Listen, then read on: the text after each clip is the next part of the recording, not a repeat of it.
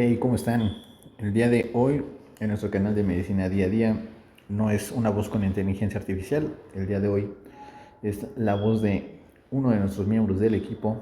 Entonces, vamos a hablar de algo que, pues, se ha recomendado por muchos años como una actividad benéfica, que es el consumir o no copas de vino.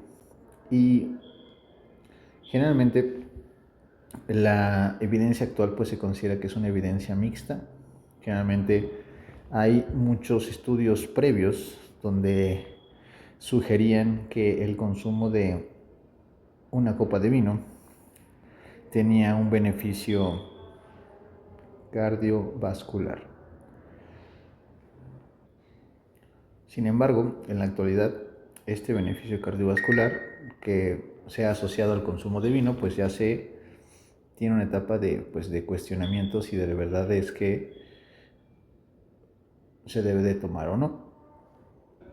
Los estudios que afirmaban que tenía pues un beneficio cardiovascular recomendaban que se consumiera de 1 a 2 copas al día y que esto se había asociado a que tuviera menor riesgo del corazón. Sin embargo, en la actualidad hay algunos estudios que tienen un mayor nivel de rigurosidad que contradicen completamente que el consumo de vino sea benéfico y tachan categóricamente que no se deba de consumir. Y de ahí va el video que viene a continuación. Esta es una pequeña introducción. Ve el video completo. Recuerda, siempre toma mucha evidencia para poder generar un marco de referencia más amplio. No te quedes con lo que solamente dice una fuente. Y pues ve el video, velo hasta el final y pues ya nos das tu opinión en los comentarios. ¿Qué opinas? ¿Qué has hecho? Y recuerda, siempre lee un poco más de referencias para que tengas un marco de referencia más amplio siempre en cuestiones de salud. Ve el video. No te vayas, ve el video. For decades, a daily glass of red wine enjoyed a unique status at the dinner table. We've been told it acts as a protective shield, defending the heart while we unwind. Yet, while pouring that nightly glass, cardiovascular disease remained the leading cause of death globally. The gap between this comforting habit and the reality of heart health statistics is wider than we thought. This belief wasn't just a media creation. Generations of respected physicians and official medical panels actively endorsed a moderate pour as a valid health recommendation.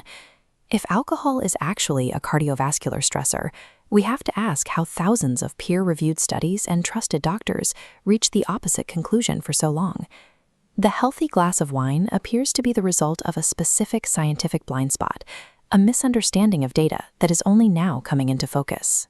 In 2026, the American Heart Association released a scientific statement that signaled a total shift in how we evaluate nutritional health. The AHA moved past simply adjusting consumption limits. They identified specific, persistent errors in the research methodology that originally supported the wine habit. To understand why they reversed course, we must look at the hidden flaws, buried inside decades of observational science. Historically, alcohol research relied on observational studies.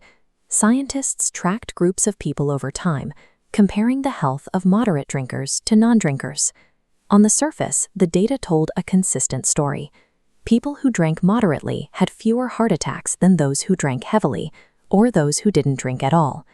Researchers credited the alcohol itself. This diagram shows what researchers thought they were seeing, a direct link where moderate drinking leads to better heart health. But this simple model ignores confounding variables, outside factors that secretly skew the results. Moderate drinkers in these historical studies generally shared other traits. They typically had higher socioeconomic status, better access to healthcare, lower stress levels, and healthier overall diets. For decades, science was observing the cardiovascular benefits of a privileged lifestyle and mistakenly assigning the credit to the wine glass. Isolating the physical impact of alcohol from the noise of a person's lifestyle required a move toward Mendelian randomization. Instead of trusting surveys about drinking habits, this technique looks at specific genetic predispositions that dictate how a body processes alcohol. It tracks biological exposure, completely ignoring what a person writes down on a questionnaire. By stripping away the influence of wealth, diet, and exercise habits, researchers could finally see the unvarnished physical effect of alcohol on the human body. The moment the data relied strictly on genetics rather than self-reported habits, the supposed protective benefits of moderate drinking vanished. This graph plots alcohol intake against blood pressure risk. For years, scientists expected a U-shape here, where a little alcohol caused a dip in risk. Instead, the data reveals a linear upward progression. The relationship between alcohol and blood pressure is progressive. There is no safe baseline where the damage hasn't yet started. The risk of hypertension begins climbing with the very first drink. The physiological reality is that alcohol provides no cardiovascular protection.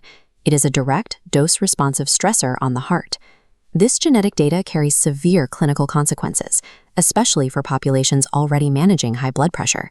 The American Heart Association has adopted a strict posture on this evidence. To effectively prevent or treat hypertension, alcohol must be avoided. This precision contrasts with older models that classified wine as a dietary staple, placing it right next to basic carbohydrates and proteins on ration charts. Viewing wine as a necessary health component blinded researchers and patients alike to the actual mechanics of heart health. The ruling on alcohol reflects the AHA's broader move towards systemic dietary patterns, prioritizing lifelong habits over single isolated ingredients. Their mandate on the subject is clear. If you do not consume alcohol, do not start. If you do consume it, limit your intake. Protecting the heart requires the courage to move past comforting cultural habits and align our choices with biological reality.